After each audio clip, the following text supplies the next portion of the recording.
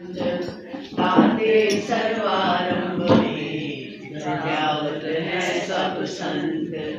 दंडौत वंदनाय निर्वाण सर्व कला समर्थ।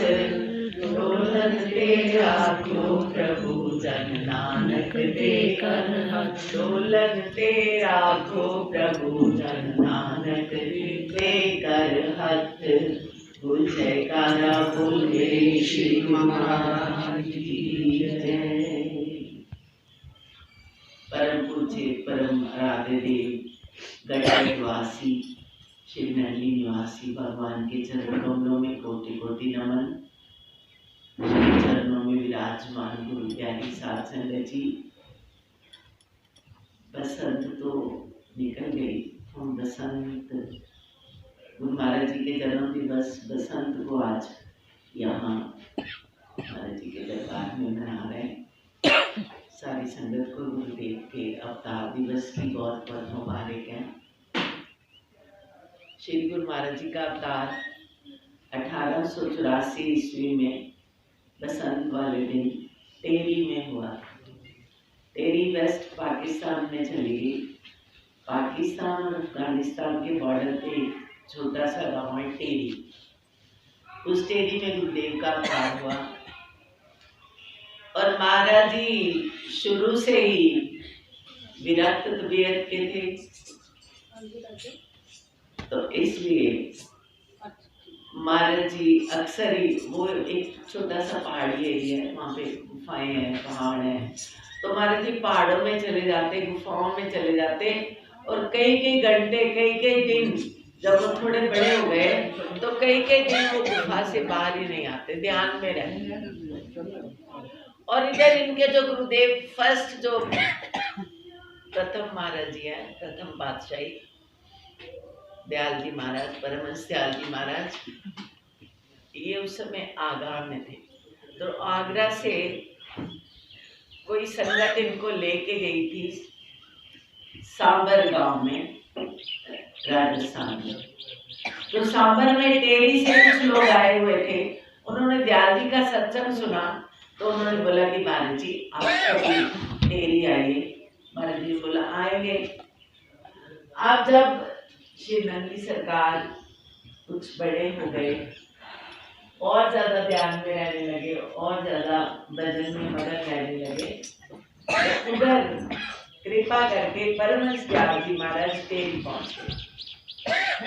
तो टेरी में 2, 3, 4 दिन महाराज जी का लगातार सत्संग हुआ। तो किसी ने कहा महाराज जी हमारे भी यहाँ एक लड़का है, वो बहुत ध्यान में बैठता है और कई कई दिन गुफा से बाहर ही नहीं आता, आपका हुक्म हो आप आज्ञा दें तो हम उस बच्चे को भी आपके पास लाएं। महाराज जी कहते हैं हम उसी को लेने आए हैं, नहीं आया तो कोई बात नहीं, वो अपने आप आएगा, आ जाएगा। तो ऐसे ही करते करते दिवाली वाला दिन आ गया। दिवाली वहां पे थोड़ी ठंड रहती है, तो दिवाली वाले दिन सब जाके कहते थे बाबा जी आप भी चलो उनके पास। तो वो कहते अभी मेरा अंतःकरण इतना शुद्ध नहीं है, मैं इतना पवित्र नहीं हुआ कि मैं उनके पास जा सकूं। इतने महान योगी राज भी अपने अंतःकरण के लिए ऐसा बोलते हैं, हम लोग तो क्या चीज है। तो महाराज जी दिवाली वाले दिन बोले आज हम गुरुदेव के पास जाएंगे।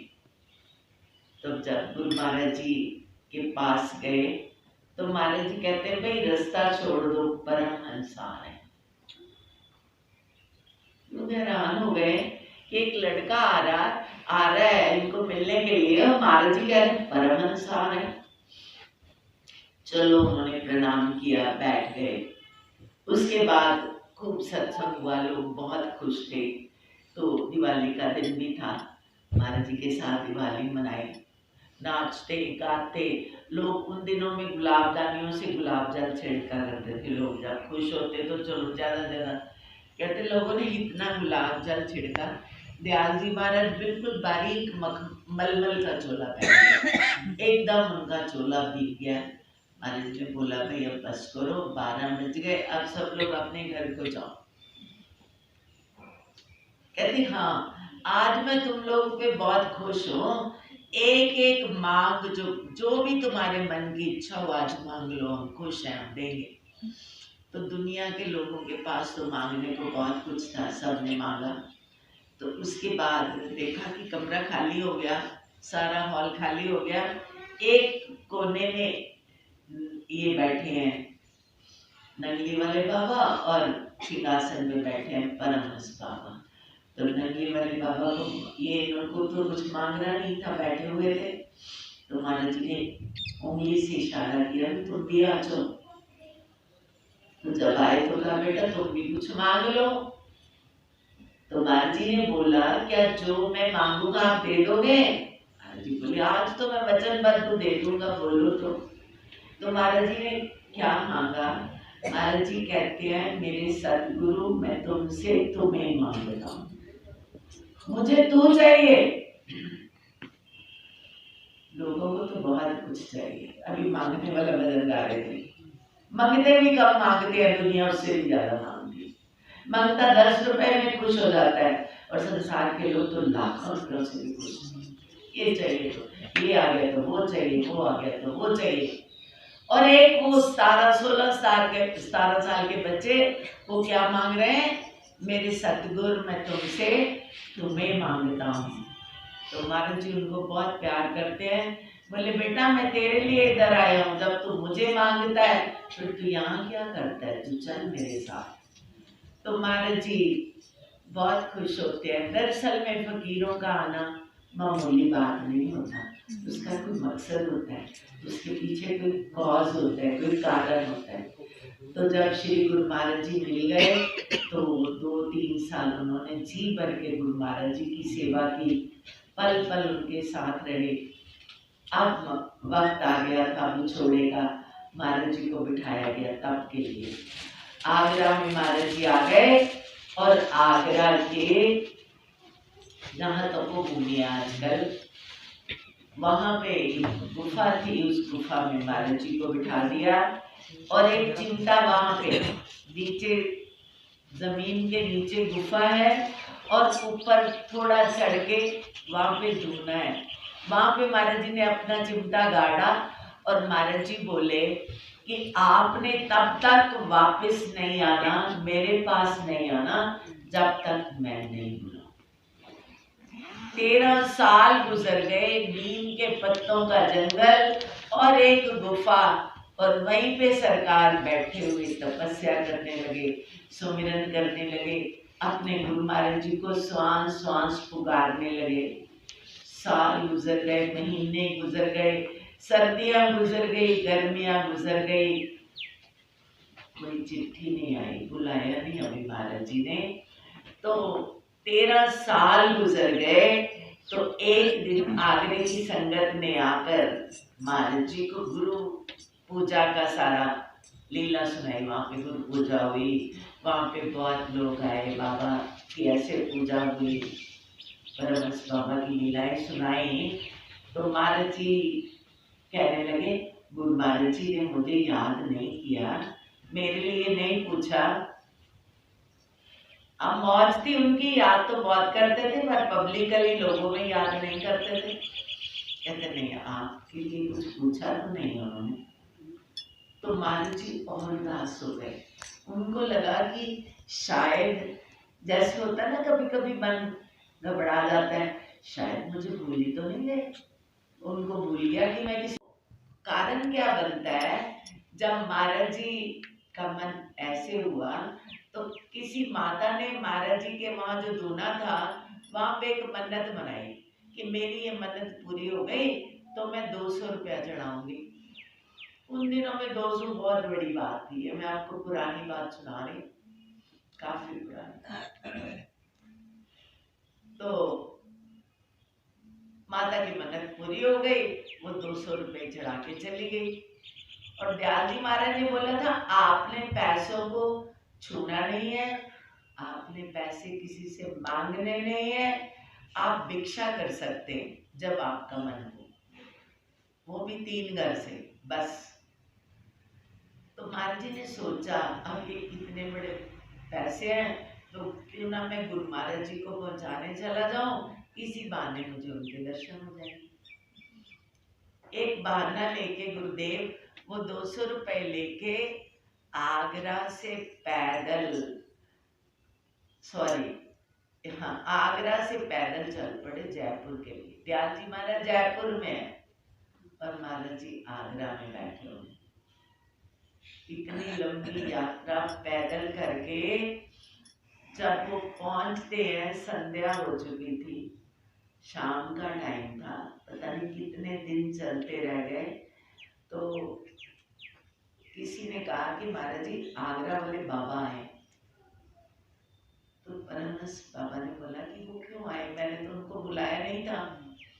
तब तक ये पहुंच गए, प्रणाम किया। तो महाराज जी कहते बेटा तू क्यों चला आया, मैंने तो नहीं बुलाया था, तू वापस चला जा। महाराज जी बाहर से उठे, अंदर जाके बैठ गए। तो गुरु महाराज जी को लगा कि मैंने अच्छे से अभी देखा भी नहीं, और चले गए। महाराज जी पिछली साइड से खिड़कियों से महाराज जी ने फिर प्रणाम किया। गुरु महाराज जी आपको कोटि कोटि दंडवत प्रणाम। महाराज जी किसी ने सेवा चढ़ाई थी, मैं देने आया हूँ। बोले फेंक दे, क्योंकि छूते वो भी नहीं थे माया को। तो 200 रुपये फेंक दिए। बोले अब बेटा तुम वापस चले जाओ। महाराज जी ने बोला महाराज जी थोड़ा प्रसाद दे दीजिए। तो उनके आगे दाल चावल थे थाली में, उन्होंने 2 चावल उठाए और ऐसे प्रसाद दिया, महाराज जी को वापस कर दिया। अब ये सुनाने में जितना आसान है ना, आप सोचिए किसी ने इतना तप किया हो, दिन रात जिसने स्वान स्वान सिमरन किया हो, और उसका प्रीतम उसको ऐसे वापस कर दे, क्या गुजरी होगी। वो वापस चले जा रहे हैं। और तब तक दयाल जी महाराज का एक बड़ा प्रेमी, जो बाबा जी को भी जानता था कि ये नंगली में ये तप कर रहे हैं आगरा में, आगरा वाले बाबा जी हैं, गुरु भाई थे उनके। तो कहते बाबा आप आए कब और जा क्यों रहे हो, क्या बात है, बहुत उदास हो। उन्होंने बताया कि ऐसे महाराज जी ने मुझे जाने को, वापस जाने को बोला है, मैं जा रहा हूँ। तो कहते ठीक है, आपको बोला है, वो महाराज है, मालिक है, मैं आपका भाई हूँ, ऐसे नहीं जाने दूंगा, कुछ खा के जाइए, मेरे घर चलिए। वो ले गया, उसने महाराज जी को अपने घर रखा, उनको खाना खिलाया, उनको नए वस्त्र सिलवा के पहनाए। और फिर उन्होंने कहा कि अब रात को एक गाड़ी पैसेंजर जाती है, वो सीधी जयपुर से आगरा जाती है, आपको मैं उसमें बिठा के आऊँगा। तो अच्छी तरह उनकी सेवा करके बिठा के, जब वो बहुत देर रात को महाराज जी को मिलने गए, तो परमहंस बाबा तो जानते थे, कहते हैं भाई तू आज सारा दिन आया नहीं हमारे पास, और अभी इतनी रात गए आया, क्या बात है, कहाँ था तू। तो उन्होंने बताया कि आगरा वाले बाबा को छोड़ने गया था, उनको गाड़ी में बिठा के आया हूँ महाराज जी, वो बहुत उदास थे। तो महाराज जी इतने खुश हुए, कहते मेरा बच्चा आया, किसी ने उसको पानी भी नहीं पूछा। तो सारे कहने लगे महाराज जी आप एकदम नाराज हो गए, हम तो डर ही गए। कहते क्या वो तुम्हारे गुरु भाई नहीं थे, मेरे तो शिष्य थे, मैंने क्या कहा तुमने ये क्यों देखा, तुम्हारा क्या फर्ज था, तुमने ये नहीं देखा। उनको बोला आपने मेरे बेटे का सत्कार किया, प्यार किया, आदर सहित उनको छोड़ के आए, जाइए, आपकी 3 पीढ़ी तक मेरी बरकत बनी रहेगी। उनको आशीर्वाद दिया बाबा जी को कि आपने मेरे बच्चे का सत्कार किया, 3 पीढ़ी तक मेरी बरकत बनी रहेगी। महाराज जी आगरा आ गए और कठोर तप में लग गए कि मेरे प्रीतम नाराज ना हो गए हो, ना जाने क्यों नहीं उन्होंने मुझे रखा, क्या हुआ। अब वो घोर तप करने लगे और एकदम सूख गया था शरीर उनका, स्केलेटन बन गया था बिल्कुल, जैसे कोई पिंजर होता है। तो आगरा के लोगों ने चिट्ठी लिखी जयपुर कि महाराज जी, गुरु महाराज जी के ऊपर कोई छत नहीं है। गुरु महाराज जी तो नहीं कहा होगा, जो भी कहते होंगे, उनके ऊपर कोई छत नहीं है, उनके शरीर पर कोई गर्म वस्त्र नहीं है, कोई वहां बिस्तर नहीं, आप हुक्म दे तो एक छप्पर डाल दो। तो वो चिट्ठी जब महाराज जी पढ़ते, 1 महीना हो चुका था पहले वाली घटना को हुए। तो महाराज जी चिट्ठी पढ़ के उनकी आंखों में आंसू आ गए। सारे भक्तों ने पूछा क्या बात है महाराज जी, क्या हुआ है? कहते ये चिट्ठी पढ़ लो, आगरा के भक्तों ने लिखी। तो महाराज जी कहते थे, लोग कहते हैं महाराज जी जवाब क्या देना है? महाराज जी कहते जवाब ये है कि उनको बोलो आपको तप करने की कोई जरूरत नहीं है। आप बाबा नानक, आप कबीर, आप महान परमहंस योगी राज मेरा स्वरूप बन चुके। आपका रुतबा आला है, अभी आपको कुछ करने की जरूरत नहीं है। आपको मेरे भक्त आपको ले आएंगे, मैं आपको परमहंस बनाऊंगा और आपके हजारों बीज होंगे और लाखों फूल फल होंगे। हजारों बीज मतलब हजारों संत और फल फूल होते हैं संतों के शिष्य बच्चे, उनके गुरुमुख प्रेमी जो होते हैं वो फल फूल। हजारों संत होंगे और लाखों बच्चे होंगे। मैंने एक शेर पैदा किया है कुल हिंदुस्तान के लिए काफी होगा। इतने खुश हो गए महाराज जी, इतने आशीर्वाद दिए और फिर संत लोग पालकी में बिठा के उनको लेके आए। उनकी बड़ी बड़ी जटाओं को काटा गया और उनको विधिवत संन्यास देके, महाराज जी का घर का नाम था बेली राम और फिर उस दिन से उनका नाम रखा गया स्वामी स्वरूपानंद जी महाराज। तो हमारे मिशन का नाम है अद्वैत स्वरूप मिशन। प्रथम गुरुदेव है हमारे अद्वैतानंद जी महाराज और उनके शिष्य स्वामी स्वरूपानंद जी महाराज।